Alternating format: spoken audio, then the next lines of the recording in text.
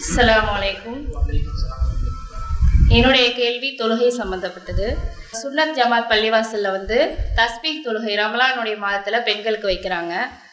அதே மாதிரி தராவீஹ் தொழுகை 20+3 23 என்ற அடிப்படையில் நடத்தப்படுது. அதே மாதிரி பராத் இரவு என்ற பேரில் நோன்பு நோக்குறாங்க. சிறப்பு தொழுகைகள்லாம் நடைபெறுது. ஆனால் தௌஹீத் ஜமாத்தில் தஸ்பீஹ் தொழுகையோ பராத் இரவு நோன்போ சிறப்பு வழிபாடோ கிடையாது. தராவீஹ் தொழுகை கூட 8+3 என்ற அடிப்படையில் தான் நடத்தப்படுது. அப்போது அதிகமான வணக்க வழிபாடுகள் ஈடுபடுறது நன்மை தானே, அதையே நீங்கள் கடைபிடிக்கிறது இல்லை?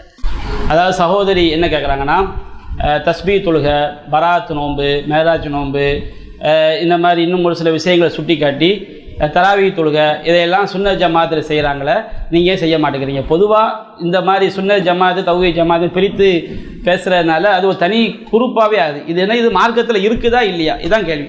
சுன்னத் ஜமாத்தில் உள்ள மக்களாக இருந்தாலும் அவங்களும் இதை தான் பின்பற்றணும். குர்ஆன் ஹதீஸை என்ன செய்யணும், பின்பற்ற வேணும். இது ஏன் நம்ம கூடாதுன்னு சொல்கிறோம்னா, நபிகள் நாயகம் சொன்னாங்க, நாம் வணக்கம் அப்படிங்கிற பேரில் எதை செய்தாலும் அல்லாஹ் ரசூல் நமக்கு சுட்டி காட்டியிருக்கணும். இது இஸ்லாத்துடைய பேசிக். நபிகள் நாயகம் சொல்கிறாங்க, மன் அமில அமலன் ஃபலைஸ அலைஹி அம்ருனா ஃபௌவரத்துன். நம்முடைய மார்க்கத்தில் இல்லாத ஒன்றை யார் செய்கிறானோ அது அல்லாஹ்விடம் மறுக்கப்படும். இந்த பேசிக்கான ஹதீஸ்களை மனசில் நல்ல பதிய வச்சுக்கிடுங்க. இதுதான், நீங்கள் 1000 கேள்வி கேட்டாலும் இதுதான் பதிலாக நிற்கும். நபிகள் நாயகம் சொன்னாங்க, மன் அஹதஸ ஃபீ அம்ரினா ஹாதா மா லைஸ மின்ஹு ஃபௌவரத்துன். நம்முடைய மார்க்கத்தில் யார் புதிதாக ஒன்றை மார்க்கம் என்ற பெயரில் ஏற்படுத்துகிறாங்களோ அது அல்லாஹ்ட்ட மறுக்கப்படும். நபிகள் நாயகம் சொன்னாங்க, இன்ன அஸ்தகல் ஹதீஸு கிதாபுல்லா, செய்திகளில் உண்மையானது அல்லாஹ்வுடைய வேதம். வாக்சனல் ஹதி முகமது, வழிகாட்டுதல் சிறந்த முகமது ஸல்லல்லாஹு அலைஹி வஸல்லம் வழிகாட்டுதல். 2 தான். ஷர்ருல் உமூரி முஹதஸாத்துஹா, காரியங்களை ரொம்ப கெட்டது இஸ்லாம் என்ற பெயரில் புதிதாக உண்டாக்கப்பட்டது. வகுல்ல முஹதஸத்தின் பிதஅ, புதிதாக உண்டாக்கப்பட்ட அனைத்துமே வழிகேடுகள்.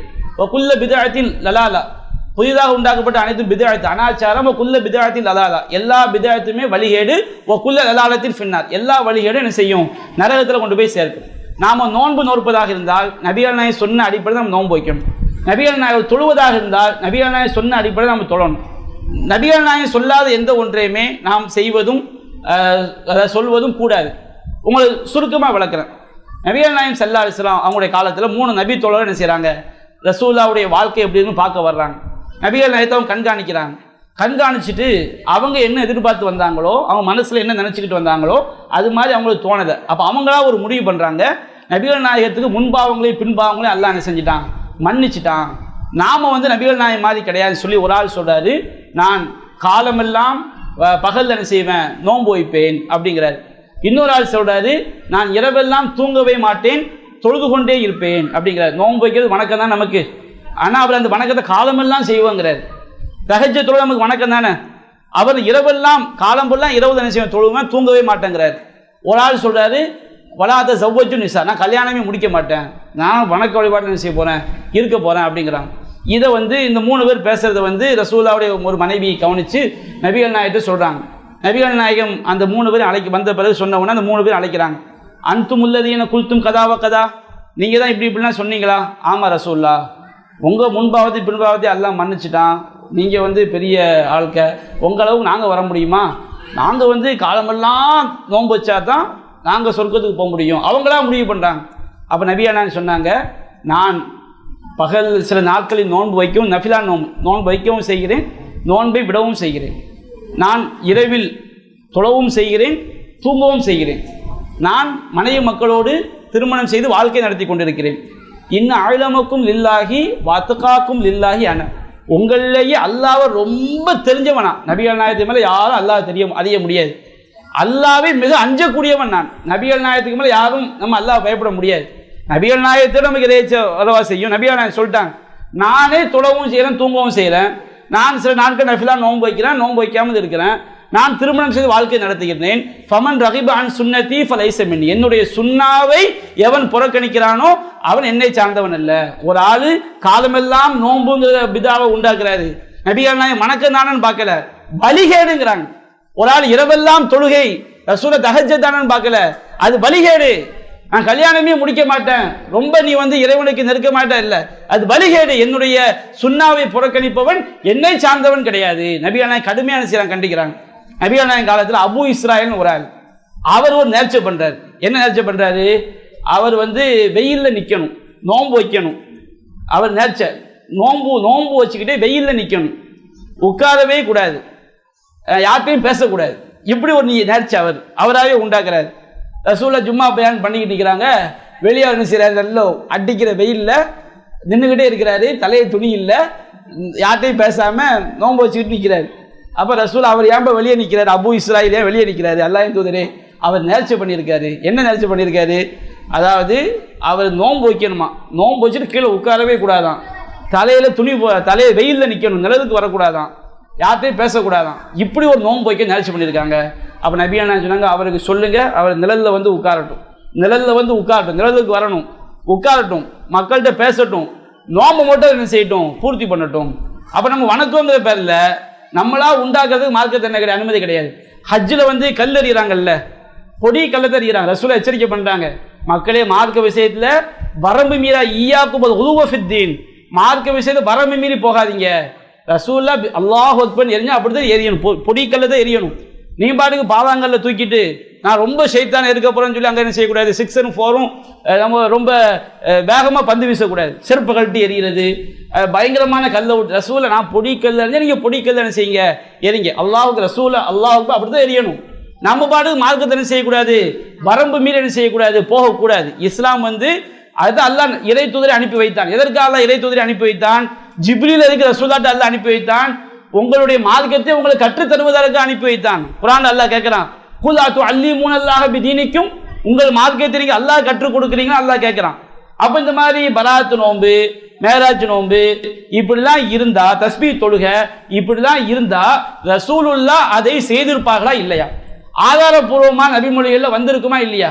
அப்படி ஆதாரம் இல்லையே. நபியான இப்போ லுகர் தொழுகை 4 ரக்காத்து, லுகரை வந்து 5ஆ தொழுதுட்டு இதை வந்து நான் 5ஆ தானே தொழுதேன்னா தொழுகை ஏற்றுக்கொள்ளப்படாது. நீங்கள் நபியான சொன்ன முறையும் செய்யலையே. அல்லாஹ் எப்படி பார்ப்பான்? எதற்காக தூதரை அனுப்பினான்? நான் ஒரு தூதரை அனுப்பி இப்படித்தான் வாழ வேண்டும் என்று சொன்னால் நீங்கள் அப்படித்தான் வாழ வேண்டும். அதற்கு மாற்றமாக வாழ்ந்தா நம்ம அல்லாஹ் ஓவர்டேக் பண்ணுறோம். அல்லாஹ் 3ஆம் பாத்தியா நாங்கள் உண்டாக்கி இருக்கிறோம், உனக்கு தெரியல, அல்லாஹ் உன் தூதருக்கு தெரியல. எங்க அஜர்த்து மாதிரி சொன்னாங்க 3ஆம் பாத்தியா நாம் பாத்தி குர்ஆன் ஓதுனா தப்பான்னு கேட்குறாங்க. இந்த இடத்துல ஓதுன இப்படி 3ஆம் பாத்தியா ஓதுன ரசூலா சொன்னாங்களா? 7ஆம் பாத்தியா ரசூலா சொன்னாங்களா? குர்ஆன் ஓதுனா தப்பா அப்படின்னு கேட்குறாங்க. குர்ஆன் ஓதுனா தப்பு கிடையாது. அந்த குர்ஆனை ரசூலுல்லாஹ் சொல்லாத விதத்தில் உருவாக்குவதற்கு உங்களுக்கு யார் அதிகாரம் கொடுத்தது? அதான் அல்லாஹ் கேட்குறான். குல் அத்து அல்லிமூனல்லாஹ பிதீனிக்கும், அல்லாஹ்வுடைய மார்க்கத்தை நீங்க அல்லாஹ் கற்றுக் கொடுக்குறீங்களா? வலா தகூலு லிமா தசிஃபு அல்சினத்துக்கும் ஹாதா ஹலால் ஹாதா ஹராம், உங்கள் இது ஹலால் இது ஹலால் இது ஹராம் என்று உங்கள் நாவுகளால் நீங்கள் வர்ணிக்காதீர்கள். அல்லாஹ் எதை ஹலால்னா அதை ஹலால்னு சொல்லணும், அல்லாஹ் எதை ஹராம் சொன்னால் ஹராம்னு சொல்லணும். இந்த பஞ்சா இருக்கிறது அல்லாஹ் ரசூல் நமக்கு சொல்லி தந்தாங்களா? இந்த முஹர்ரம் மாசத்துல 10 நாள் கணவன் மனைவி சேரக்கூடாது, கவுச்ச திங்கக்கூடாது, அப்படிலாம் உண்டாக்குறாங்களே, இது ரசூலா நமக்கு சொல்லி தந்தாங்களா? அப்ப இதெல்லாம் மார்க்கத்தில் இல்லை. மார்க்கத்தில் இல்லாத ஒன்றை செய்தால் அது நம்மை கொண்டு சேர்க்கக்கூடிய இடம் நரகம் என்பதை விளங்கிடுங்க. நீங்க வந்து குர்ஆன் தானன்னு பேசக்கூடாது. ருக்குவுல குர்ஆன் ஓதுனா நரகத்துக்கு போவீங்க. ரசூலா எங்க ருக்குவுல குர்ஆன் ஓதக்கூடாதுன்னு தடுத்திருக்கிறாங்க, சுஜூதுல குர்ஆன் ஓதக்கூடாதுன்னு தடுத்திருக்கிறாங்க. குர்ஆன் தானே நாங்க ருக்குவுல ஓதுறோம்னு சொன்னா நம்ம தொழுகை நல்லா பார்க்க மாட்டான், நரகத்தில் தூக்கி அல்லாஹ் போட்டுருவான். அவ்வளவு பயங்கரமான பாவமான காரியத்தை நாம் செய்கிறோம். நபிகள் நான் தெளிவாக சொல்லிட்டாங்க, நான் வணக்கம் என்று சொன்னால் நான் அதை சொல்லி தந்திருக்க வேண்டும். நபிகள் நாயம் போடாத எல்லை நம்ம போடக்கூடாது. ரசூலுல்லாஹ் இரவு தொழுகை பல விதங்களில் தொழுது காட்டியிருக்கிறாங்க. ரமதான் அல்லாத காலத்திலையும் 2 தொழுதாங்க, வித்திரு 3 தொழுதாங்க, 2 10 தொழுதாங்க, வித்திரு 1 தொழுதுருக்காங்க, 3 தொழுதுருக்கிறாங்க, 2 12 தொழுதுருக்கிறாங்க, வித்திரு 1 தொழுதுருக்காங்க, 3 தொழுதுருக்கிறாங்க, மொத்தமா 5 ரக்காத் தொழுதுருக்கிறாங்க, வித்திரு மட்டும் மொத்தமா 7 ரக்காத் தொழுதுருக்கிறாங்க. நம்ம தொழுகை புக்கில் நபியான தொழுது காட்டிய விதங்கள் எல்லாம் போட்டிருக்கோம். ரசூலா செஞ்ச விதங்கள்ல ஒன்று செய்யுங்க. ரசூலா என்ன செஞ்சிருக்கிறாங்க? உங்க சக்திக்கு உட்பட்டு 2 ரக்காத்தா தொழுதான்னு சொல்லியிருக்கிறாங்க. அது எல்லை கிடையாது. ரசூலா வந்து வரையறுக்காட்ட 2 தொழுதான்னு சொல்லியிருக்கிறாங்க. நீங்க 2 தொழுது உங்க சக்திக்கு உட்பட்டு 2 தொழுது கடைசியில் என்ன செஞ்சுக்கணும்? வித்திரு தொழுதுக்கலாம். இதை தாண்டி 23 என்று வரையறுக்கக்கூடிய அதிகாரம் யாருக்கு? லுகர் தொழுது 5ன்னு வரையறுக்கலாமா? ஒன்று ரசூலா செஞ்ச சுன்னா அடிப்படையில் செய்யணும், அது ரசூலா கொடுத்த அனுமதி அடிப்படையில் இருக்கணும். நாங்க 23 தீர்மானிக்கிறீங்களா? இது யாரு? ரசூலா நோன்பு வைக்க சொன்னாங்க, தப்பு கிடையாது. இன்னைக்கு ஒரு ஆள் நஃபிலா நோன்பு வைக்கிறாங்க, ஏங்க வைக்கிறீங்க? நஃபிலா நோன்பு மார்க்கத்து அனுமதி இருக்குல்ல, மேராஜ் 27க்கு ரஜப் 27க்கு மேராஜ் நோம்பும் ரசூலாவும் செஞ்சு காட்டினாங்களா? அதை வரையறுக்கக்கூடிய அதிகாரத்தை இவங்களுக்கு யார் கொடுத்தது? அதான் கேள்வி. தஸ்பீஹ் தொழுகைன்னு நம்ம நிறைய தொழுகை இருக்குது. சுன்னத்தான தொழுகை, லுஹா தொழுகை இருக்குது, வித்ர் தொழுகை இருக்குது, பள்ளியாசலுக்கு வந்து தஹியத்துல் மஸ்ஜித் இருக்குது, ஒவ்வொரு தொழுகைக்கும் முன்பின் சுன்னத்துகள் இருக்குது, ரசூலா செஞ்சாங்க. நீங்க வந்து தஸ்பீஹ் உண்டாக்குறீங்க, ரசூலா சொன்னாங்களா?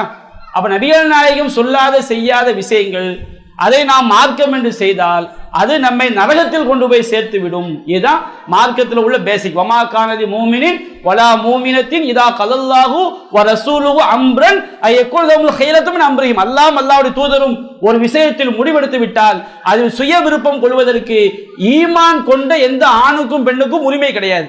இன்னமா கான கௌதல் மூமினின் இதா துஉ இலல்லாஹி வ ரசூலிஹி லியஹ்கும பைனஹும் அயகூலு சமிஅனா வ அத்தஅனா.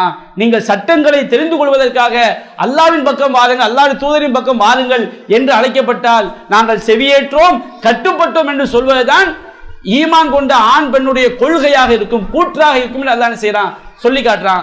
வமையுத்துஇல்லாஹு வ ரசூலஹு ஃபகத் ஃபாஸ ஃபௌஸன் அஸீமா. அல்லாஹ் ரசூல் கட்டுப்படக்கூடியவர்கள் மிகப்பெரிய வெற்றி அடைந்து விட்டாங்க அல்லாஹ் சொல்லி காட்டுறான். அதனால குர்ஆன் வசனங்கள் எல்லாம் குர்ஆன் சுன்னாவை பின்பற்ற வேண்டும் என்று சொல்கிறது.